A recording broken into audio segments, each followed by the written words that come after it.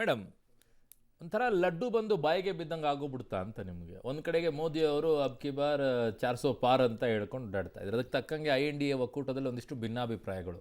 ನಿಮಗೆ ಬಯಸದೇ ಬರ್ತಾ ಇರುವಂಥ ಭಾಗ್ಯಗಳ ಇವು, ಅಥವಾ ನಿಮ್ಮದೇ ರಾಜಕೀಯ ತಂತ್ರಗಾರಿಕೆನ ಇದೆಲ್ಲ?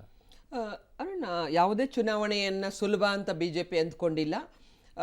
ಈಗ ಜನತೆ ವೋಟಿಂಗ್ ಪರ್ಸೆಂಟೇಜು ಅದೆಲ್ಲ ನೋಡಿದಾಗ ಗೆಲುವಿನತ್ತ ಒಂದು ಪೊಲಿಟಿಕಲ್ ಪಾರ್ಟಿ ತೊಗೊಂಡೋಗ್ತಕ್ಕಂಥದ್ದು ಒಂದು ಭಾಳ ಚಾಣಾಕ್ಷತೆ, ರಣನೀತಿ, ಒಗ್ಗಟ್ಟು, ಪರಿಶ್ರಮ ಎಲ್ಲ ಬೇಕಾಗತ್ತೆ.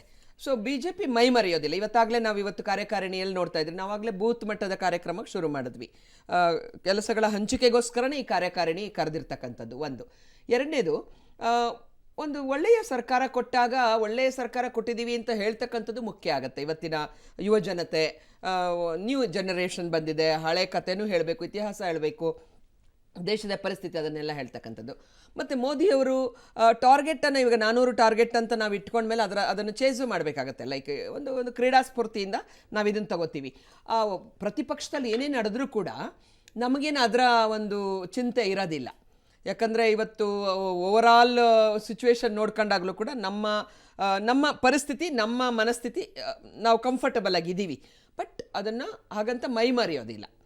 ನಮಗಿರ್ತಕ್ಕಂಥ ಒಂದು ಲಡ್ಡು ಅಂತ ಹೇಳೋದು ಇಲ್ಲ, ಲಡ್ಡು ಅಂತಲ್ಲ, ಅದಕ್ಕಿಂತ ಒಂದು ಹೊಣೆಗಾರಿಕೆ.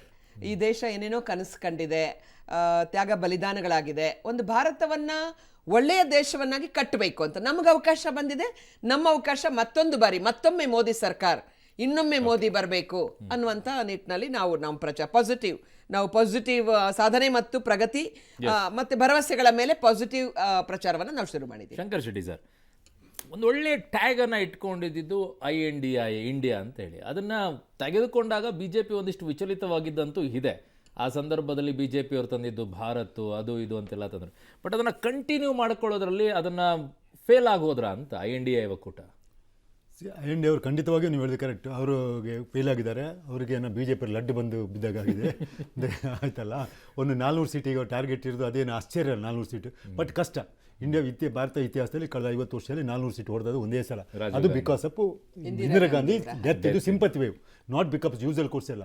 ಅದು 404 ಸೀಟು, 414 ಸೀಟು ಇಲೆಕ್ಷನ್ ನಡೆದದೇ 426 ಸೀಟುಗಳಿಗೆ. ಪಂಜಾಬ್ ಮತ್ತು ಅಸ್ಸಾಮಲ್ಲಿ ಇಲೆಕ್ಷನ್ ನಡೆದಿಲ್ಲ ಆ ವರ್ಷ. ಅಲ್ಲಿ ಗಲಾಟೆ ಇತ್ತು, ಪಂಜಾಬ್ ಅಸ್ಸಾಮಲ್ಲಿ ಗಲಾಟೆ ಇಲ್ಲ. ಸೊ 520 ಸೀಟುಗಳಿಗೆ ಸೀಟು ನಡೆದದು ಆ್ಯಕ್ಚುಲಿ. ಸೊ ಅಲ್ಲಿ ಬಿಕಾಸ್ ಆಫ್ ಸಿಂಪತಿ ವಿತ್. ಆಗ ನಿಮ್ಗೆ ಗೊತ್ತಲ್ಲ, ಅಪೋಸಿಷನ್ ಪಾರ್ಟಿ ಬಂದಿದೆ TDP, ಗೊತ್ತಿರ್ಬೋದು. NT ರಾಮವರು TDP ಅವರು ಅಪೋಸಿಷನ್ ಪಾರ್ಟಿ ಬಂದು 30 ಸೀಟ್ ತಗೊಂಡು. ಆಗ ಅನ್ಡಿವೈಡೆಡ್ ಆಂಧ್ರ ಪ್ರದೇಶ ಇತ್ತು.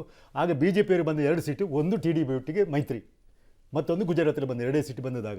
ಸೊ ಈಗ 400 ಟಾರ್ಗೆಟ್ ಇಟ್ಟುಕೊಳ್ಳೋದ್ರ ಸಂಬಂಧ ಇಲ್ಲ. ಯಾವುದು ಟಾರ್ಗೆಟ್ ಜಾಸ್ತಿಯಾಗಿ ಇಟ್ಕೊಳ್ಬೇಕು, ಅದು ಅಚೀವ್ಮೆಂಟ್ ಆಗ್ತದಾ ಇಲ್ಲ ದ ಡಿಫರೆಂಟ್. ಯಾವುದೇ ಒಂದು ಇನ್ಸ್ಟಿಟ್ಯೂಷನ್, ಯಾವುದೇ ಒಂದು ಕಾರ್ಪೊರೇಟ್ ಕಂಪನಿಗೆ ಒಂದು ಟಾರ್ಗೆಟ್ ಅಂತ ಫಿಕ್ಸ್ ಮಾಡ್ತಾರೆ. ಇವು 400 ಟಾರ್ಗೆಟ್ ಈಗಿನ ಸಂದರ್ಭದಲ್ಲಿ 400. ಬಟ್ ಅದು ಕಷ್ಟ ಯಾಕೆ ಗೊತ್ತಾ? ನೀವು ಈಸ್ಟರ್ನ್ ಪಾರ್ಟ್ ಆಫ್ ಇಂಡಿಯಾಕ್ಕೆ ಬನ್ನಿ, ಒರಿಸ್ಸಾ, ಆಂಧ್ರ ಪ್ರದೇಶ, ತೆಲಂಗಾಣ, ತಮಿಳುನಾಡು, ಕೇರಳ, ಇಲ್ಲೆಲ್ಲ ಕರ್ನಾಟಕ ಬಿಡಿ BJP ಈ 5 ಸ್ಟೇಟ್ಗಳಲ್ಲೇ 120 ಸೀಟ್ ಉಂಟು. ಸೊ ನಿಮ್ಮ 560, 120 ಸೀಟ್, ಮತ್ತೆ ಉಳಿದಿರೋ ಸೀಟ್ಗಳು 420. ಅದು ಕಷ್ಟ. ಆ ರೀತಿ ಅಲ್ಲಿ ಬರಲಿಕ್ಕೆ ಸಾಧ್ಯ ಇಲ್ಲ ಇವರಿಗೆ ಈ ಸೀಟ್ಗಳಲ್ಲಿ. ಎಲ್ಲಿ ಒರಿಸ್ಸಲ್ಲಿ 4-5 ಬರ್ಬೋದು. ಕರ್ನಾಟಕ ಬರ್ತಾನೆ, ಕರ್ನಾಟಕ ಬಿಟ್ಟು ಕರ್ನಾಟಕ ಸೇರಿ 150 ಸೀಟ್ ಉಂಟು ಅದರಲ್ಲಿ. ಬಟ್ ಅದು ಆ್ಯಕ್ಚುಲಿ ಒಂದು ಪ್ರಕಾರ ಸರ್ವೆ ಆಗಿತ್ತು. ಈಗ ಇಂಡಿಯಾದ ಕೂಡ ಏನು ಯಾರಿಗೆ ಎಷ್ಟು ಉಂಟು 4 ಸ್ಟೇಟ್ಗಳು ಇವರಿಗೆ ಇಳಿಮುಖ ಕಂಡಿತ್ತು. ಯಾವ ಸ್ಟೇಟ್ಗಳು? ಇದು ವೆಸ್ಟ್ ಬೆಂಗಾಲ್, ಬಿಹಾರ್, ಮಹಾರಾಷ್ಟ್ರ ಮತ್ತು ಕರ್ನಾಟಕ ಒಂದು ಇಂಟ್ಯಾಕ್ಟಾಗಿ ಉಂಟು. ಆದರೆ ಒಂದು ಸಿಂಗಲ್ ಪಾರ್ಟಿ. ಈ 3 ಸ್ಟೇಟ್ಗಳು ಹೊಡೆದು ಬಿಟ್ಟರು ಅವರು ಪಾರ್ಟಿಗಳನ್ನು. BJP are succeeded in dividing these 3 parties. ಅಲ್ಲಿ ಸೋಫಾರ್ ಈಗ ಪ್ರೆಸೆಂಟ್ ಬೆಳವಣಿಗೆಯಲ್ಲಿ TMCಯಲ್ಲಿ ಅವರು ಮೈತ್ರಿಯಲ್ಲಿ ಹೇಳ್ತಾರೆ, ಇವರು ಮೈತ್ರಿ ಹೇಳ್ತಾರೆ. ಬಿಡಿ, ಇದಂತೂ ಕೊಲಾಪ್ಸ್ ಆಗಿ ಆಯ್ತು. ಇವತ್ತು ಲಾಸ್ಟ್ ನೈಟ್ ಟು ದ ಕೊಫಿನ್ ಅಂತ ಹೇಳ್ತಾರಲ್ಲ, ಅದು ಇವತ್ತು ಸಂಜೆ ಬಿಳಿ ಹಾಕ್ತಾರೆ. ಈಗ ಇವರು ಯಾರು, ನಿತೀಶ್ ಕುಮಾರ್, ಬಿಹಾರ್. ಇದು ಇನ್ನು ಮಹಾರಾಷ್ಟ್ರಲ್ಲಿ ಗೊತ್ತಿದ್ದಲ್ಲ, ಶಿವಸೇನೆ ಇದೆ, ಅಲ್ಲಿನೂ ಕಷ್ಟ.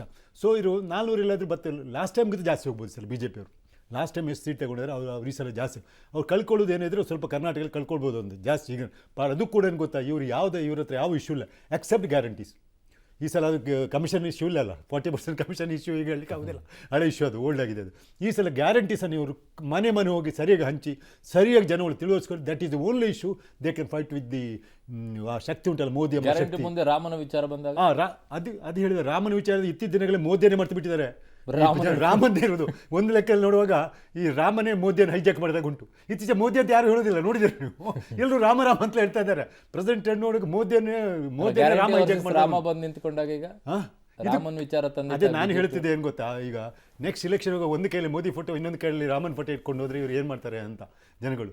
ಅವರು ಮತ್ತೆ ಇದು ಭಾರಿ ನಮ್ಮ ಜನಗಳು ಉಂಟಲ್ಲ, ದೇವರ ನಂಬಿಕೆ ಜಾಸ್ತಿ ನಮ್ಮಲ್ಲಿ, ಪರ್ಟಿಕ್ಯುಲರ್ಲಿ ನಮ್ಮ ಎಕ್ಸೆಪ್ಟ್ ತಮಿಳ್ನಾಡು ಒಂದು ಸ್ಟೇಟ್ ಬಿಟ್ಟರೆ ಬೇರೆ ದೇವರು ಅಂತೇಳಿ ನಂಬಿಡ್ತಾರೆ. ನಾನು ಇಷ್ಟು ನಾನು ಇವತ್ತು ಕೇಳ್ತಾ ಇದ್ದೆ ಸರ್, ಇಂಡಿಯನ್ ಮಾಡೋಕ್ಕೆ ಬಂದಿದ್ದೀನಿ, ಹಳೆ ಮೈಸೂರು ಭಾಗದಲ್ಲಿ ಒಂದು ಬಹಳ ದೊಡ್ಡ ಟ್ರೆಂಡಿಂಗಲ್ಲಿ ನಡೀತಾ ಇದೆ, 2,000 ರೂಪಾಯಿ ಬೇಕಾ ರಾಮ ಬೇಕಾ ಅಂತ ಹೇಳಿ.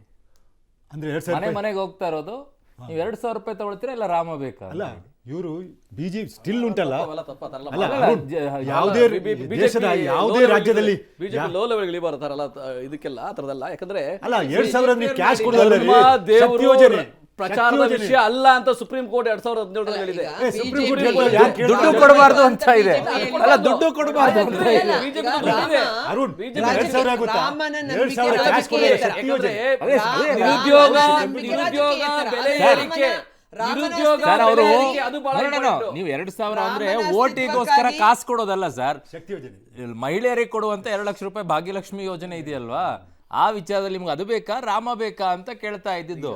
ಸಾರ್ವತ್ರಿಕ ಮೂಲ ಆದಾಯ ಸ್ಕೀಮ್ ಅನ್ನ ಇಡೀ ದೇಶಕ್ಕೆ ಕೊಡ್ತೀವಿ. ಈಗ ನಾವು ಅನ್ಕೋತಾ ಇರೋದಿದೆಯಲ್ಲ, ಇದು ಬಿಜೆಪಿ ಗೊತ್ತಿಲ್ಲ ನನಗೆ, ನಾನು ಯಾಕೆ ಕೇಳಿದೆ ಅಂದ್ರೆ ಇಂಡಿಯಾ ಇದು ಚುನಾವಣೆಯ ಮುಂದೆ ಬಂದಾಗ, ಜನರ ಮುಂದೆ ವೋಟಿಂಗ್ ವಿಚಾರ ಬಂದಾಗ ಜನ ಆಯ್ಕೆ ಮಾಡೋದು ಏನು?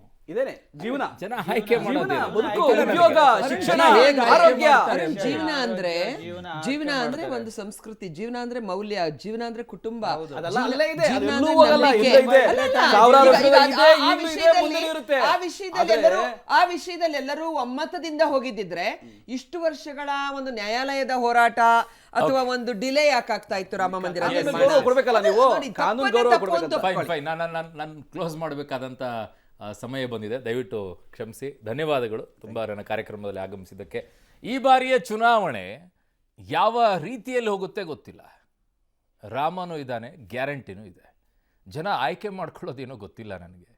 INDIA ಒಕ್ಕೂಟ ಭದ್ರವಾಗಿ ನಿಂತ್ಕೊಂಡು ಹೋರಾಟ ಮಾಡುತ್ತೆ ಅಂತಂದಾಗ, ಅದರಲ್ಲೇ ಕ್ರ್ಯಾಕ್ ಬಂದಾಗ ಅದು ಹೇಗೆ ವರ್ಕ್ ಆಗುತ್ತೆ ಕಾದ್ ನೋಡಬೇಕು. 75 ದಿನಗಳು ಬಾಕಿ ಉಳಿದಿದೆ.